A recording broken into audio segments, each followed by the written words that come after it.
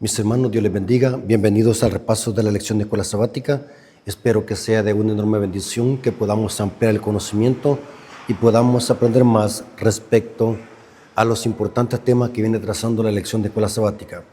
Hermanos, antes de iniciar, queremos invitarles a que se suscriban al canal, que le den me gusta a los videos, que comenten y compartan. Esto sirve para que este ministerio pueda crecer y podamos alcanzar a muchas almas con la verdad presente. Así que, hermanos, sean bienvenidos a un repaso de la lección de escuela sabática.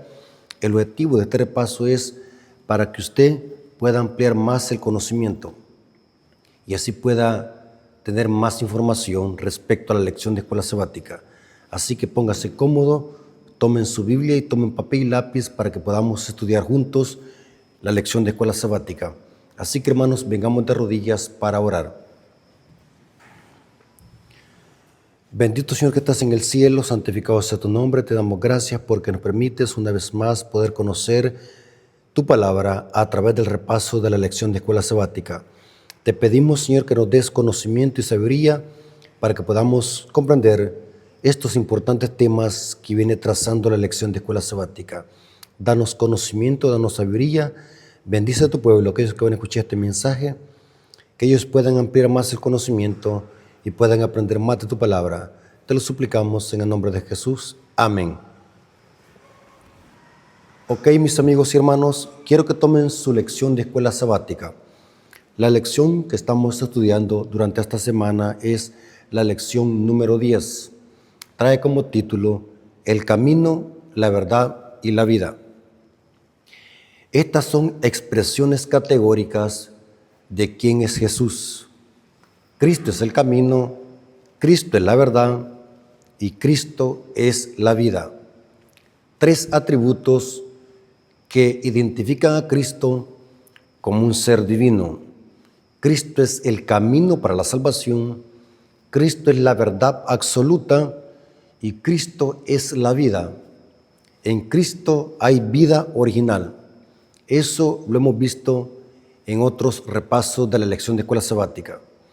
El versículo para memorizar está en Juan capítulo 1, versículo 18.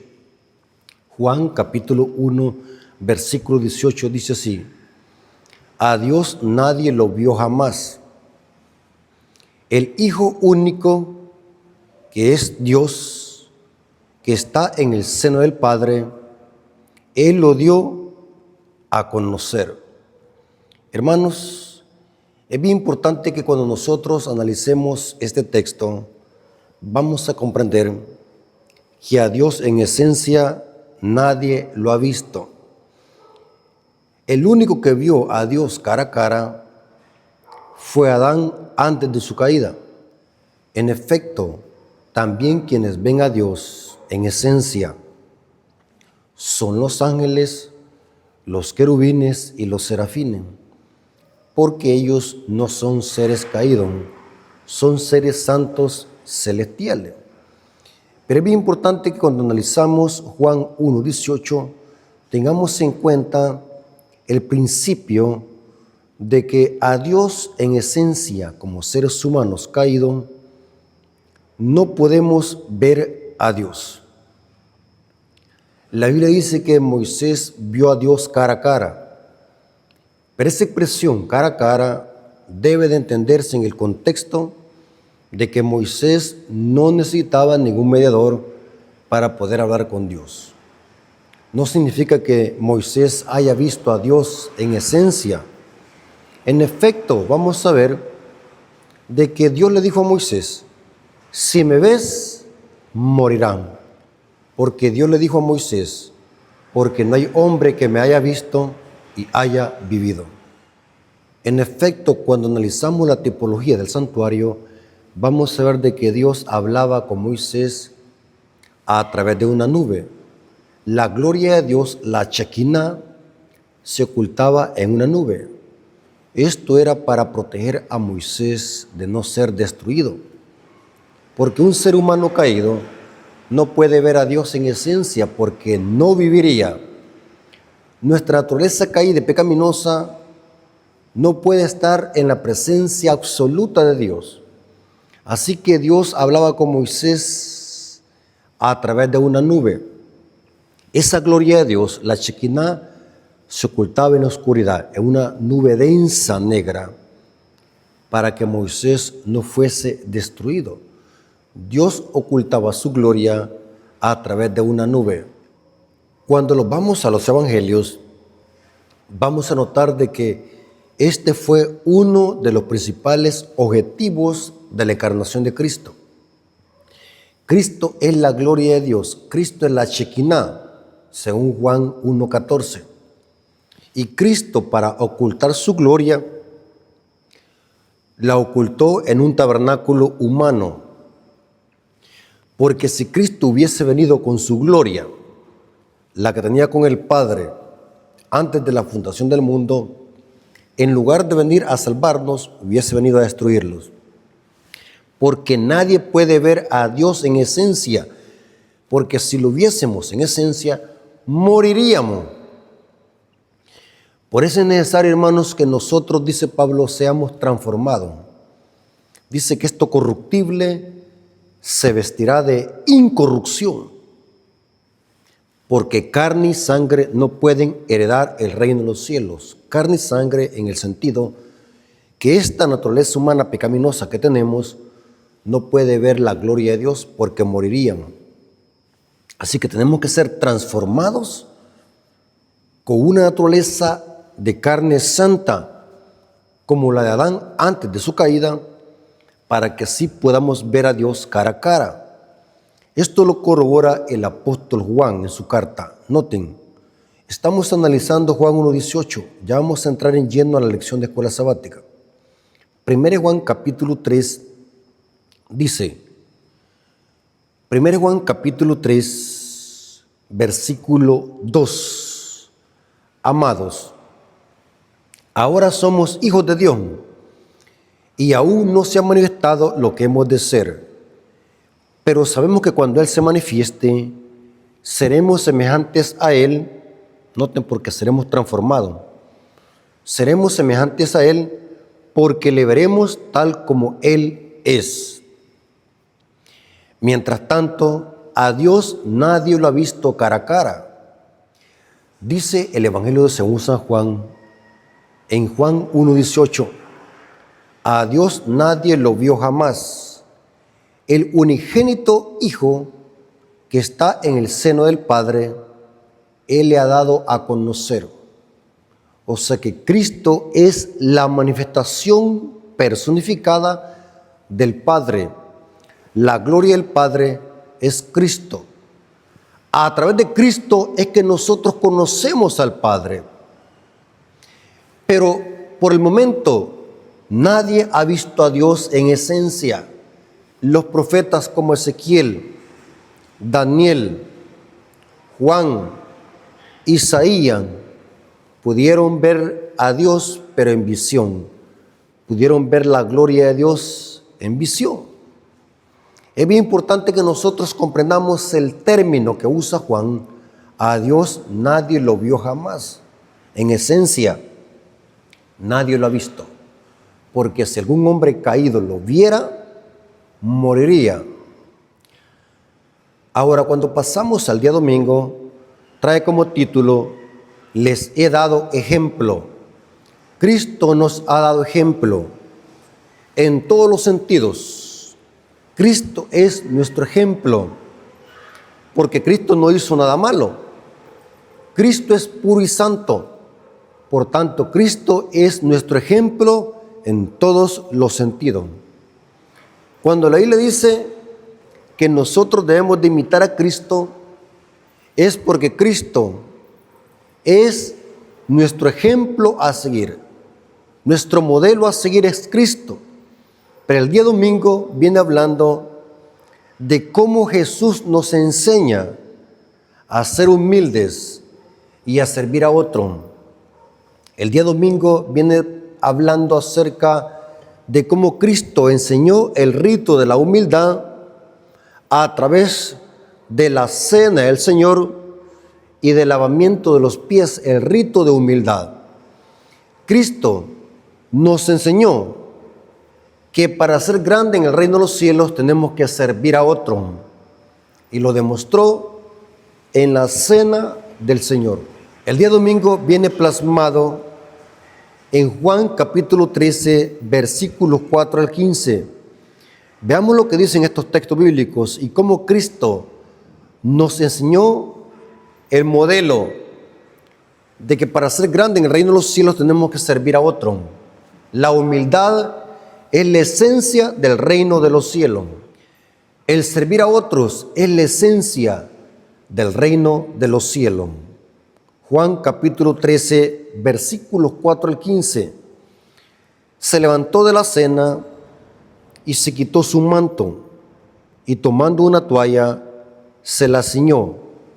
Luego puso agua en un lebrillo y comenzó a lavar los pies de los discípulos y a enjuagarlos con la toalla con que estaba ceñido. Noten, el gran maestro, el Rey de Reyes, el creador de los cielos y la tierra, dándonos un ejemplo de que para ser grande en el reino de los cielos tenemos que servir a otro. La humildad es el éxito de la grandeza del reino de los cielos.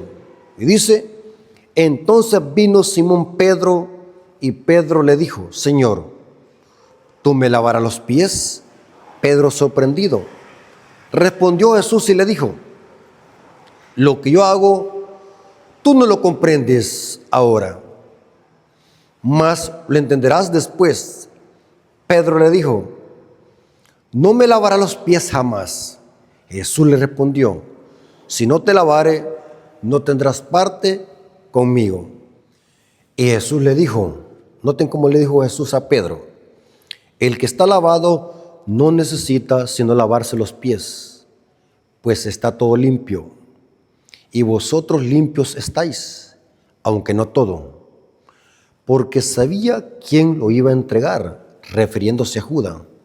Por eso dijo, no estáis limpios todo. Así que después que les hubo lavado los pies, tomó su manto y volvió a la mesa y les dijo, ¿sabéis lo que os he hecho? Noten que Jesús está preguntándole a los discípulos, ¿saben lo que he hecho? ¿Saben lo que significa esto? Vosotros me llamáis maestro y Señor, y decís bien, porque lo soy. Pues si yo, el Señor y el Maestro, he lavado vuestros pies, vosotros también debéis lavaros los pies los unos a los otros, porque ejemplo os he dado. ¿Ejemplo de qué? De humildad. Ejemplo de servicio, hermanos. Hermanos, y esta es la esencia de ser cristiano. Esta es la esencia de ser discípulo de Cristo. Servir a otro. Cuando comprendamos eso, vamos a ser libres de egoísmo, de envidia, de odio. Cuando servimos a otro, nos libertamos del ego. Cuando servimos a otros, sentimos un enorme alivio cuando nosotros servimos a aquellas personas que lo necesitan. Cuando servimos a otros por amor, sentiremos una gran alegría y una gran paz en nuestro corazón. Cuando servimos a otros sin buscar aplausos, sin buscar vanagloria, sino solamente la aprobación del cielo, sentiremos paz en nuestro corazón. Y Cristo fue nuestro mayor ejemplo, porque ejemplo os he dado, para que como yo he hecho, vosotros también hagáis. La Iglesia Adventista del Séptimo Día, cada trimestre, hace el rito de humildad, que le llamamos la Cena del Señor, y el lavamiento de los pies. ¿Por qué lo hacemos cada trimestre? Pablo dice que lo podemos hacer cuantas veces quisiéramos. No es como la Pascua que se hacía una vez al año, el 14 de Nisan, el primer mes del calendario hebreo. Hoy, con la muerte de Cristo, nuestra Pascua es Cristo. La Pascua judía fue sustituida por la Cena del Señor. La Iglesia Adventista ha decidido mundialmente que la cena del Señor y el lavamiento de los pies lo hagamos cada fin de trimestre. ¿Por qué decidió la iglesia hacer eso? No es porque sea una ley ni un dogma de la iglesia. Simplemente lo hacemos porque cada trimestre finaliza la lección de escuela sabática.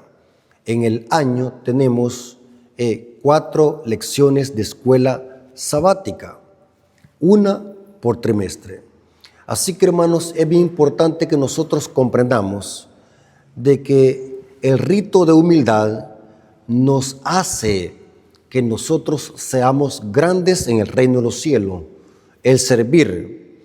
Nosotros como hijos de Dios hemos sido llamados a servir, no solamente a nuestro prójimo cercano. Pablo dice hacer bien mayormente a los de la familia y la fe, pero también hemos sido llamados para servir a nuestra sociedad. Hemos sido llamados para servir a nuestros parientes cercanos. Hemos sido llamados para ser buenos ciudadanos. Como cristianos tenemos que ser un mayor ejemplo. Y Cristo lo demostró. Cristo fue nuestro ejemplo en todas las esferas. Lastimosamente, hermanos, como cristianos muchas veces dejamos mucho que desear con nuestro mal testimonio, con nuestro vocabulario, con nuestro comportamiento. Mucha gente no quiere saber nada de Cristo. Porque el problema, hermanos, está en que nosotros no queremos imitar a Cristo. Estamos alejando muchas almas con nuestro testimonio, simplemente por no seguir a Cristo, por no imitar a Cristo. Cuando leemos los evangelios, vamos a notar que predicar a Cristo no solamente tiene que ser en palabras, sino también en acciones. Y Cristo fue nuestro mayor ejemplo. Dice aquí el comentario de la lección de escuela sabática: Jesús enseña que el poder y la autoridad deben usarse para servir, no para engrandecerse. De acuerdo con el ejemplo de Jesús, la Iglesia Adventista practica lo que denomina el rito de humildad, y lo hacemos al final de cada trimestre, porque al final de cada trimestre termina la lección de escuela sabática. Y dice, la Iglesia Adventista practica lo que se denomina rito de humildad como preparación para la cena del Señor. Nosotros practicamos esto. Nosotros como Iglesia Adventista seguimos el ejemplo de Cristo, practicando la cena del Señor y el rito de humildad, que es el lavamiento de los pies. Por eso es que se cree y se deduce que la cena del Señor y el rito de humildad es un mini bautismo para renovar nuestro pacto con Dios y con nuestro prójimo. Si tenemos alguna diferencia, algún pleito, alguna raíz de amargura con nuestro prójimo o con un familiar, podamos reconciliarnos con Dios y con nuestro prójimo a través del rito de humildad. Por eso es que se cree que el rito de humildad es un mini bautismo, si se le podría llamar así, de esa manera, porque es para renovar nuestro pacto con Dios. Ahora, pasemos al día lunes. El día lunes dice, ciertamente volveré. El día lunes, hermanos, viene hablando de la mayor promesa que hizo Cristo a los discípulos, a su iglesia.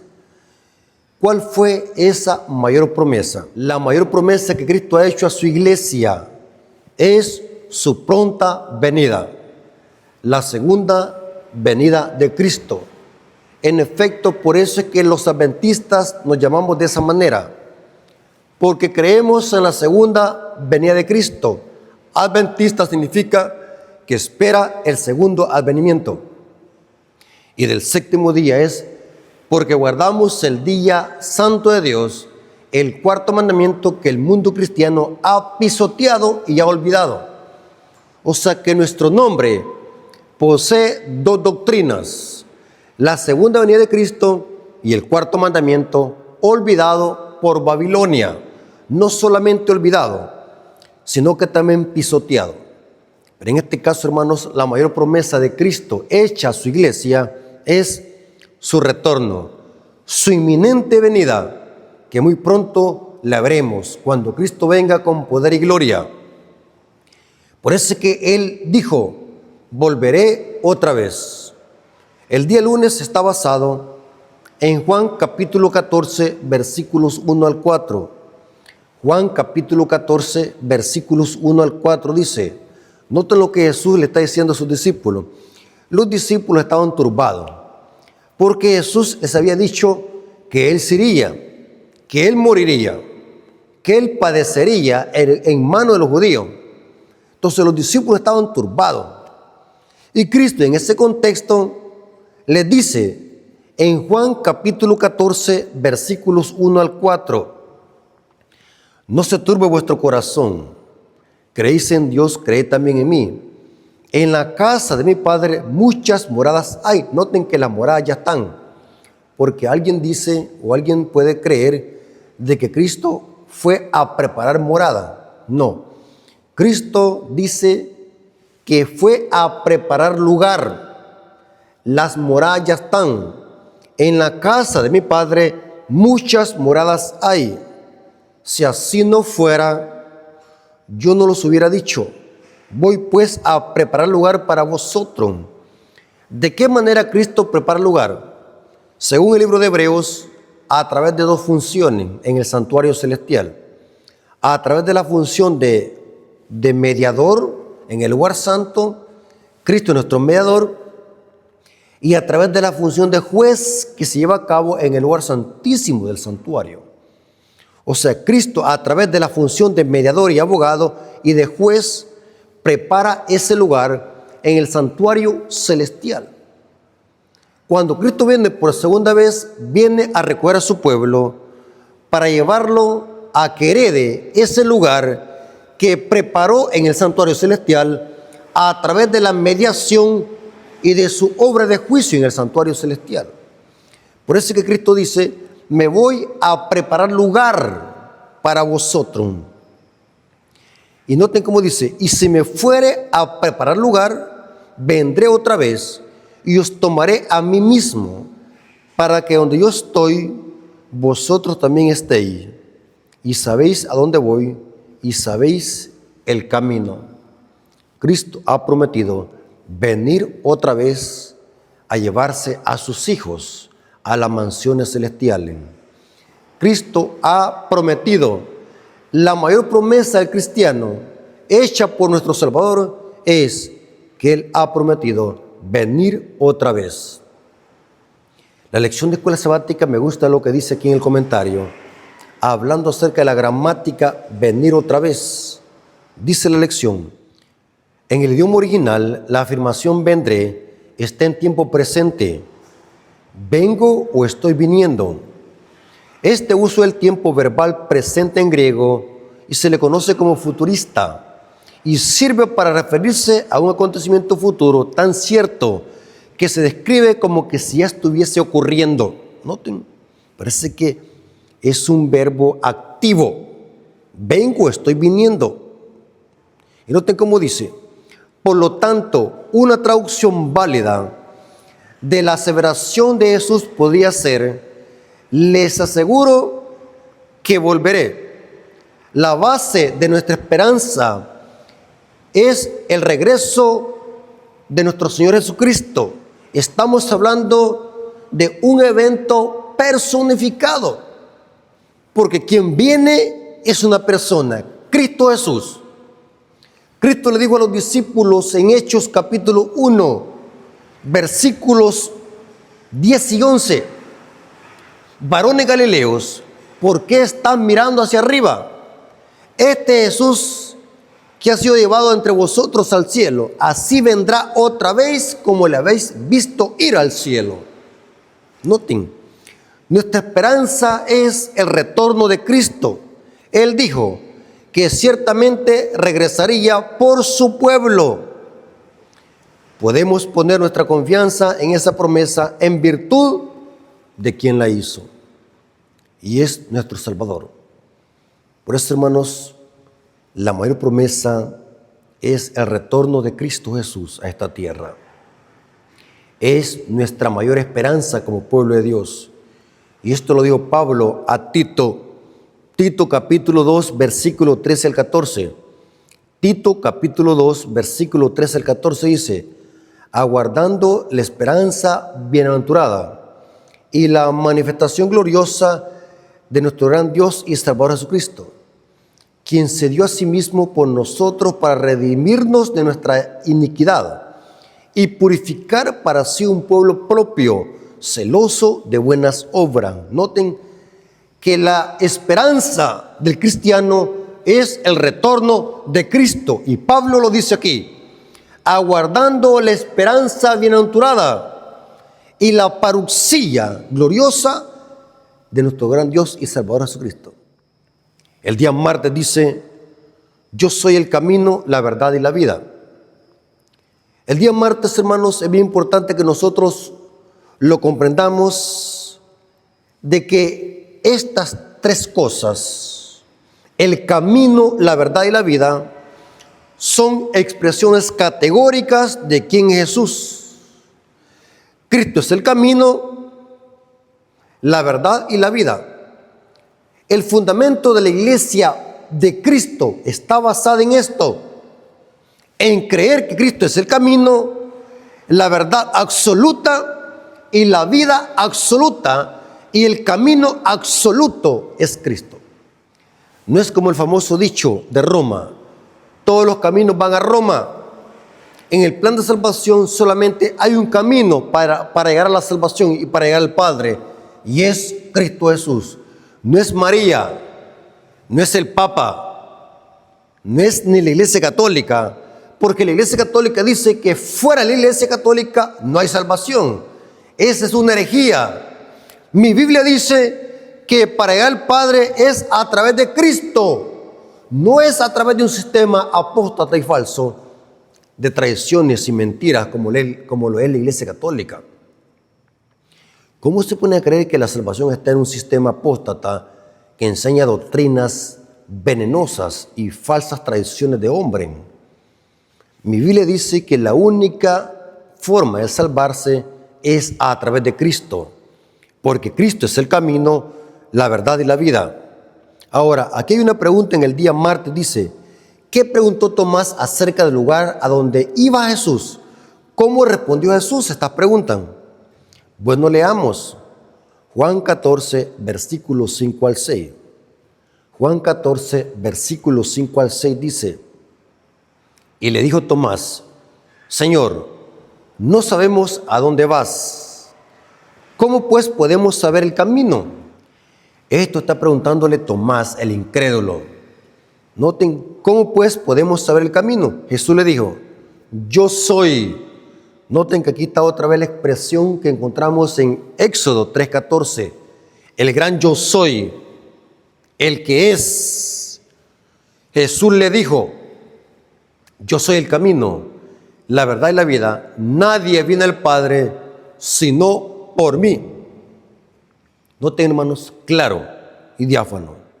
Dice la lección de escuela sabática en el comentario del día martes lo siguiente: la pregunta de Tomás parece bastante lógica. Si no sabes a dónde va alguien, ¿cómo puedes saber el camino para seguir a esa persona? Es lógico. Si no sabes para dónde va alguien, ¿cómo lo puedes seguir? Tiene lógica lo que estaba preguntando Tomás. Jesús responde la pregunta indicando que Él mismo es el camino. Noten, el camino hacia quién o a quién. El camino hacia el Padre. El prólogo del libro, Juan 1, versículos 1 al 18, se subraya la íntima conexión entre Jesucristo y el Verbo y el Padre. O sea que Cristo es el camino para llegar al Padre. Y si llegamos al Padre, significa que estamos llegando a la salvación en Cristo. ¿Estamos de acuerdo? Ahora, dice la lección acá: da a conocer en este texto, en traducción del verbo griego exegomai, que significa explicar e interpretar. Está hablando acerca de Juan 1:18. Dice que el Padre ha dado a conocer al Hijo y el Hijo vino a dar a conocer al Padre. Noten, da a conocer en este texto es traducción del verbo exagomai, que significa explicar e interpretar, exponer. De aquí se deriva la palabra exégesis, que significa dar a conocer el significado de un texto bíblico. Así Jesucristo es el vínculo con el Padre, quien explica o interpreta al Padre en favor del mundo caído. Por consiguiente, Él es la vía o el camino hacia el Padre.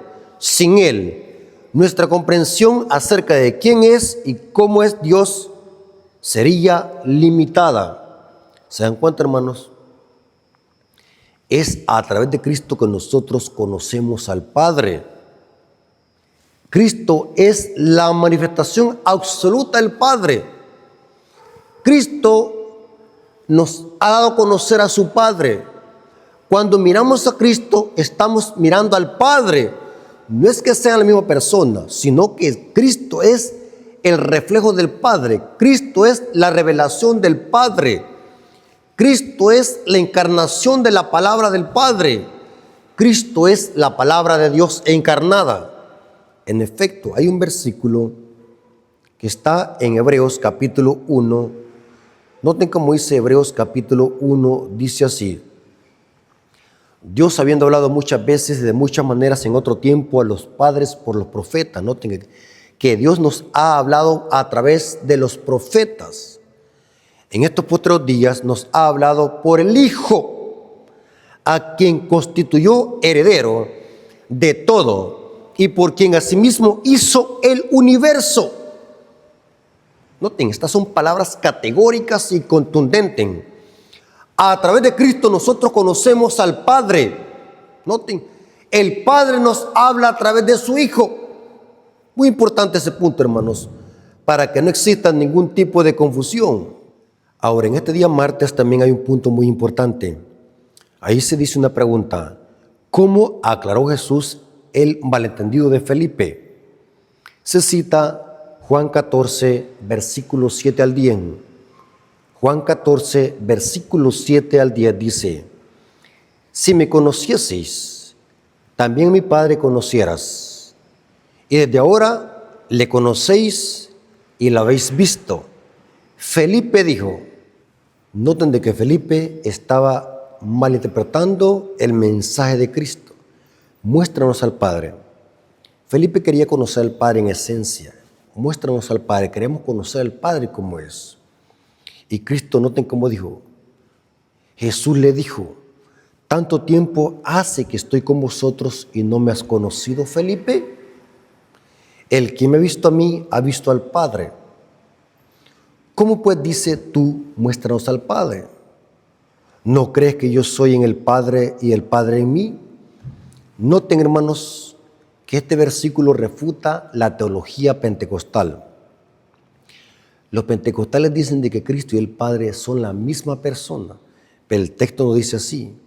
El texto no dice yo soy el Padre, sino que Cristo dice: ¿no crees que yo soy en el Padre y el Padre en mí? No está diciendo yo soy el Padre o el Padre soy yo mismo. No. Lo que está diciendo Cristo acá, de que Él y el Padre poseen los mismos atributos divinos. Así como Dios es eterno, es soberano, es omnisciente y omnisapiente y es todopoderoso, también el Hijo es igual que el Padre. Cuando vemos a Cristo, estamos viendo el reflejo absoluto del Padre. En ese sentido, Cristo está diciéndole a Felipe: yo soy en el Padre y el Padre en mí. Y dice: las palabras que yo os he hablado, no las he hablado por mi propia cuenta, sino que el Padre que mora en mí, noten que no está diciendo que el Padre es Cristo, sino que el Padre que mora en mí las hace, las obra. Cristo está presentando que todo lo que Él hacía es porque el Padre estaba en Él. No es que Cristo sea el mismo Padre, esto sería una herejía. En ninguna parte de la Biblia enseña de que Cristo y el Padre son la misma persona, o que Cristo haya dicho yo soy el Padre. Aunque Cristo posee los mismos atributos que el Padre, pero Cristo es el Hijo de Dios, pero que también es Dios por sus atributos divinos. Pablo dice en Colosenses 2:8, porque en Él habita corporalmente la plenitud de la deidad. En efecto, eso dice el versículo 9, Colosenses 2:9. O sea, en Cristo están todos los atributos divinos del Padre. Por eso es bien importante que nosotros comprendamos las palabras correctamente de Cristo. Felipe quería conocer al Padre en esencia, pero eso era imposible. Cristo y el Padre son uno, pero ¿en qué sentido? En poder, en propósito, pensamiento, atributos divinos. Son uno el Hijo con el Padre. Y dice el comentario acá, Felipe pidió ver al Padre, algo que ningún ser humano pecador puede hacer. Lo explicamos al inicio de la lección. Ningún ser humano puede ver a Dios y seguir viviendo. Compárese con Éxodo 33, 18 al 34. Dios le dijo a Moisés, no me puedes ver porque morirías. Te mostraré solamente mi espalda. Eso en la teología se llama antropomorfismo. Figuras humanas que se le dan a la deidad.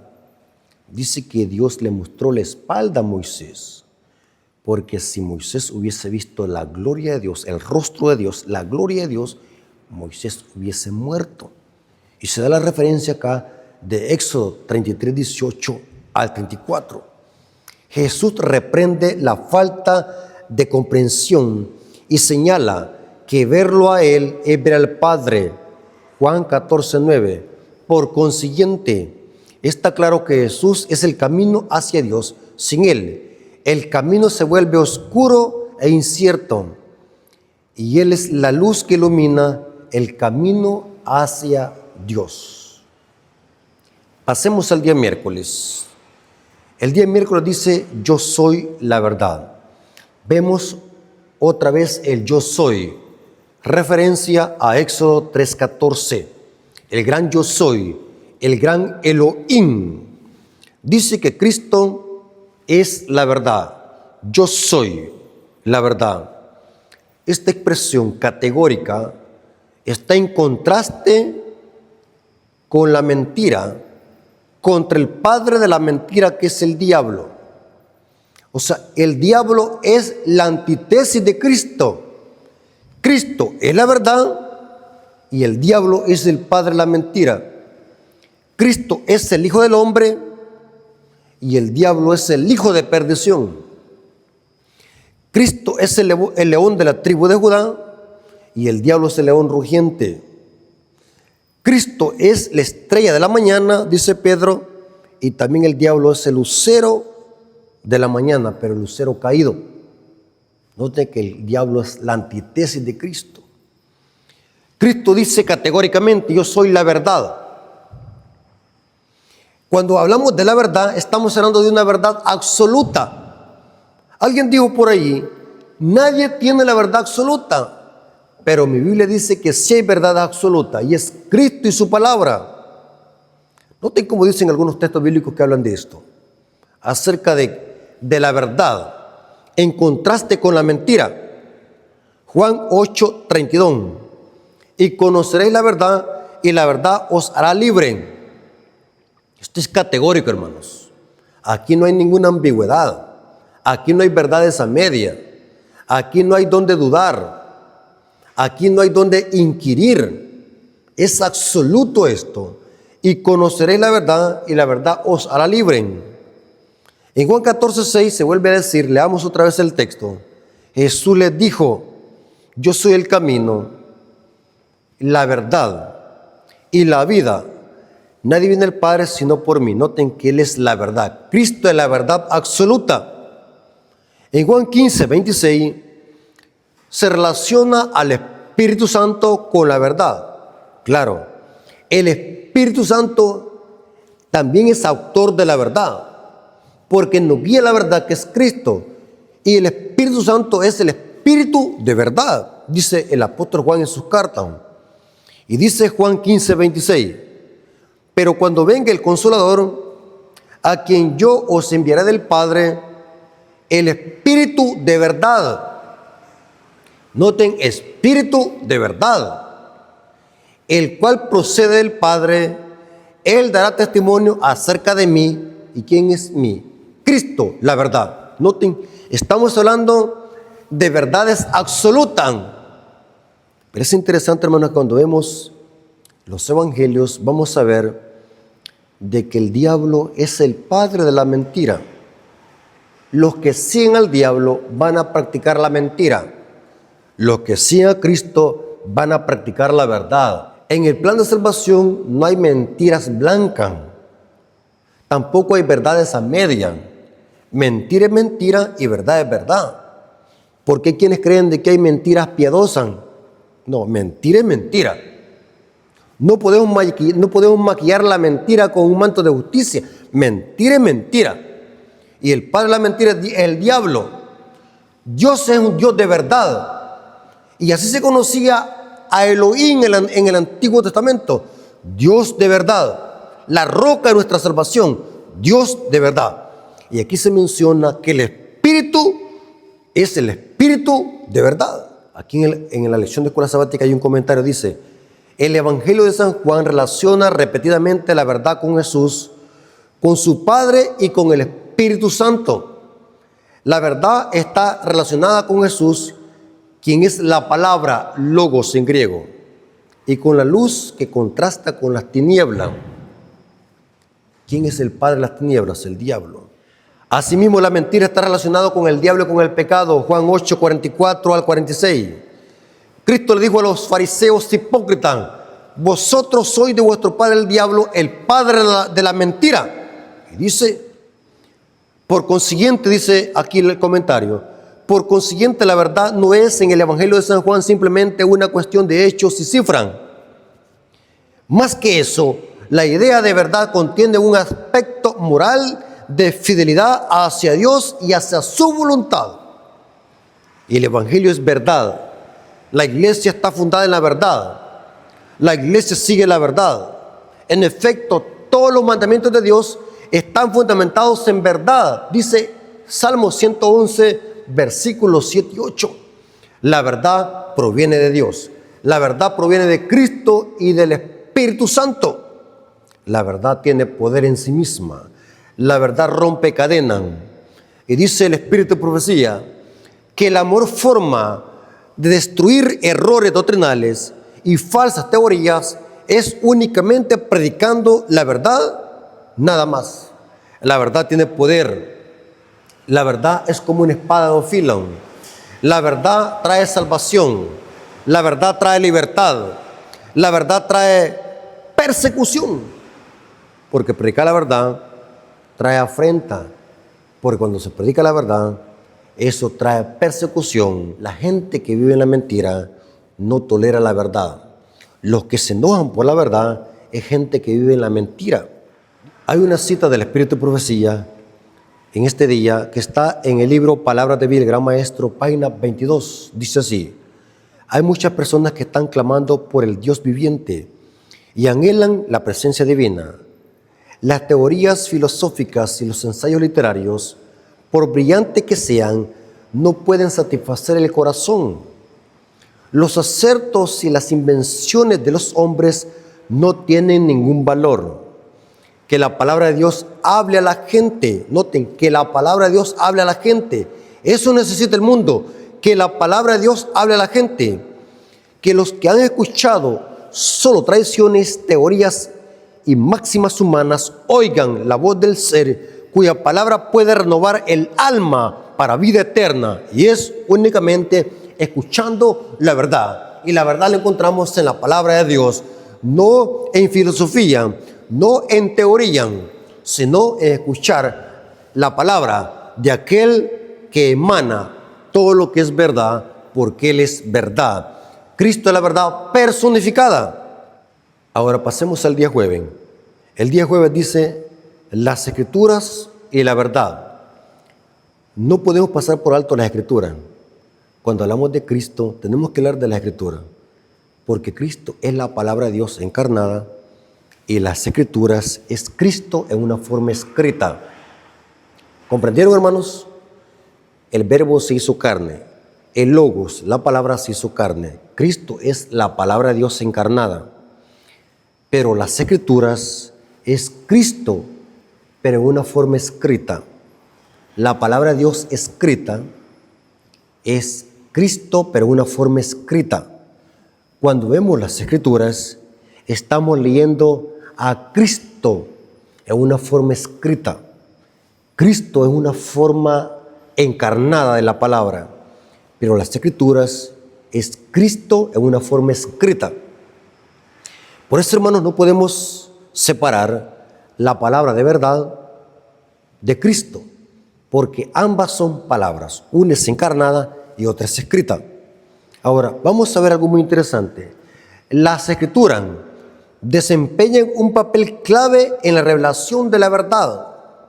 Esto es especialmente cierto cuando se trata de enseñarnos quién es Jesús y lo que vino a hacer. Lo encontramos en las Escrituras, porque las Escrituras también son verdad. Juan 17, versículo 17. Santifícalos en tu verdad, tu palabra es verdad. Noten que Cristo es verdad y la palabra de Dios es verdad. La palabra escrita es verdad. Porque les acabo de explicar, Cristo es la palabra de Dios pero encarnada. Juan 1:14. Pero ahora vemos en Juan 17:17 que la palabra de Dios, las Escrituras, son la verdad. Y somos santificados con la verdad. Para ser santificados es únicamente creyendo la verdad. Para ser santificados es únicamente obedeciendo a la verdad. Y la verdad la encontramos ¿a dónde? En la palabra de Dios. Cristo le citó a los fariseos las Escrituras del Antiguo Testamento. En efecto, las Escrituras del Antiguo Testamento, la ley y los profetas, era lo que existía solamente en los tiempos de Jesús. Más tarde, el Nuevo Testamento se empezó a escribir por los apóstoles. Hoy, para nosotros, como cristianos, desde Génesis hasta Apocalipsis, son la palabra de Dios, las Escrituras, porque hoy sí conocemos lo que los apóstoles escribieron. Pero cuando Cristo caminó en esta tierra, las únicas Escrituras que existían eran la ley y los profetas, o sea, los escritos de Moisés, los profetas y los salmos. Y Cristo le citó las Escrituras a los fariseos en Juan 5:38 al 40. Y después nos pasamos al versículo 45 al 47. Juan capítulo 5, versículo 38 al 40. Y después nos pasamos al versículo 45 al 47. Dice así: ni tenéis su palabra morando en vosotros. Cristo está diciéndole esto a los fariseos. Ahí estaban los fariseos, los rabinos. Se jactaban de conocer la Torá. Se jactaban de ser hijos de Abraham. Y Cristo les dice a los fariseos: ni tenéis su palabra morando en vosotros, porque a quien Él envió, vosotros no le creéis. Escudriñar las Escrituras. O sea, ustedes dicen que escudriñan las Escrituras. En el griego es una afirmación. Ustedes dicen que escudriñan la Escritura, porque a vosotros parece que tenéis la vida eterna, y ellas son las que dan testimonio de mí. Pero no queréis venir a mí para que tengáis vida eterna. Noten que era una contradicción de los fariseos. Se jactaban de conocer la Escritura, la Torá, los salmos, lo que los profetas decían. Pero esas Escrituras apuntaban a Cristo. Y noten cómo Cristo les dijo a los fariseos: no penséis que los voy a acusar delante del Padre. Hay quien los acusa, Moisés, en quien tenéis vuestra esperanza, porque ellos se jactaban de conocer los escritos de Moisés. Porque si creyeres a Moisés, me creerías a mí, porque de mí escribió él. Pero si no creéis a sus escritos, ¿cómo creeréis a mis palabras? Note que los fariseos estaban plenamente confundidos. Se jactaban de conocer la Torá, la ley de Moisés, los profetas y los salmos, pero estaban tan ciegos que no podían divisar al Mesías reflejado en las Escrituras. Por eso es que Jesús les dice: si ustedes en verdad conocieran las Escrituras, me creerías a mí, porque de mí escribió él. Pero si no creéis a sus escritos, ¿cómo creeréis a mis palabras? Se creó una dicotomía. Jesús y sus discípulos recurrieron vez tras vez a las escrituras para validarlo. Como el Mesías, Cristo dijo: si ustedes le creyesen a Moisés, me creerían a mí, porque él escribió de mí. Pero si no creen a sus escritos, ¿cómo creerán a mis palabras? Noten que los fariseos estaban endemoniados. A pesar de que Cristo les citaba la escritura, esas escrituras que profetizaban acerca de él y que supuestamente ellos las conocían, no comprendían, no creían en el Mesías. Pero Cristo validó su ministerio usando las escrituras, porque las escrituras también reflejan la verdad. Las escrituras también son verdad, que nos apuntan a Cristo. Y esto muchas veces Cristo lo citó en su ministerio. Cristo, cuando hablaba con los fariseos, citaba la escritura. Vemos dos ejemplos: que cuando Cristo iba con los dos discípulos que iban chasqueados en el camino hacia Emaús, Cristo les citó las escrituras para abrirles el entendimiento, porque las escrituras dicen la verdad y son la verdad. Lucas 24, 25 al 26, Cristo cita la escritura. Lucas 24, versículos 25 al 26. Entonces Él les dijo: oh insensatos y tardos de corazón para creer todo lo que los profetas han dicho. ¿No era necesario que el Cristo padeciera estas cosas y que entrara en su gloria? Noten que Cristo le está citando los profetas, las escrituras del Antiguo Testamento. Y esto lo volví a repetir en Lucas 24, versículo 44 al 45. Ya aquí están reunidos en el aposento alto. Ya los dos discípulos chasqueados habían llegado allí. Dice Lucas 24, versículo 44 al 45. Y les dijo: estas son las palabras que os hablé estando aún con vosotros, que era necesario que se cumpliese todo lo que está escrito de mí en la ley de Moisés, en los profetas y en los salmos. Entonces les abrió el entendimiento para que comprendiesen las escrituras, porque las escrituras también son la verdad. Las escrituras nos dan testimonio de Cristo. Por eso, hermanos, vemos en el día jueves las escrituras y la verdad. Dice aquí el comentario de este día, del día jueves, está un comentario en la lección, dice: en otro lugar, citando el libro de Éxodo, Cristo dijo: no han leído lo que dice Dios. Mateo 22, 31. Zacarías, el padre de Juan el Bautista, se refirió a las promesas de Dios, tal como había prometido por boca de sus santos profetas desde tiempos antiguos. Lucas 1:70. En su sermón del día del Pentecostés, Pedro dijo: hermanos, era necesario que se cumpliese las escrituras que el Espíritu Santo había predicho por boca de David. Noten que los profetas y los apóstoles están citando las escrituras, porque las escrituras son la verdad. Las escrituras están en contraste con la mentira. Para que una persona no sea engañada por Satanás, el padre de mentira, es únicamente estudiando las escrituras. Los hijos de Dios que estudian las escrituras nunca van a ser engañados. Los que leen y estudian con oración las escrituras jamás van a ser vencidos por las tentaciones de Satanás, porque Cristo decía: escrito está, porque las escrituras son la verdad. Para terminar, voy a leer una cita de Elena de White que es categórica. Esta cita no la trae la lección, pero quise añadirla en este repaso de la lección. Esta cita está en el libro Camino a Cristo, página 90, párrafo 1. Nos dice el beneficio enorme y la bendición que proporciona en la vida del cristiano creyente el estudio de las Escrituras. Cuando se estudian las Escrituras y se aplican a nuestra vida, habrá poder.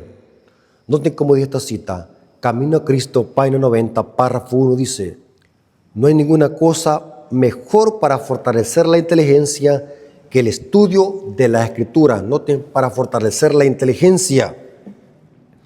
O sea que si queremos dejar de ser ignorantes, estudiemos la Escritura. Ningún otro libro es tan potente para elevar los pensamientos, para dar vigor a las facultades, como las grandes y ennoblecederas verdades de la Biblia.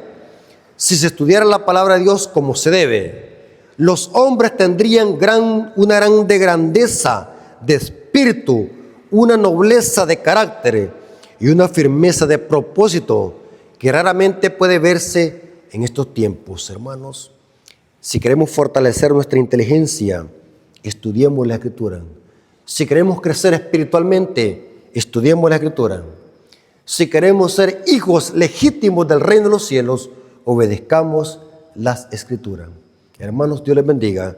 Espero que este repaso de la lección de escuela sabática haya servido de bendición y que podamos haber ampliado nuestro conocimiento de la lección de escuela sabática. Así que gloria a nuestro Dios porque nos permitió poder impartir este hermoso repaso de la lección de escuela sabática. Así que, hermanos, vamos a venir de rodillas para darle gracias a nuestro Dios por este repaso de la lección de escuela sabática. Vengamos de rodillas. Bendito Señor que estás en el cielo, santificado sea tu nombre. Te damos gracias porque nos permitiste tener este repaso de la lección de escuela sabática. Bendice a tus hijos que van a escuchar este mensaje, que ellos puedan aprender más de tu palabra y puedan ampliar más el conocimiento respecto a la lección de escuela sabática. Gracias, Padre, porque permitiste que tu siervo pudieras explicar. Gracias por tu amor y tu misericordia. Te lo agradecemos en el nombre de Jesús. Amén. Mis hermanos, Dios me los bendiga.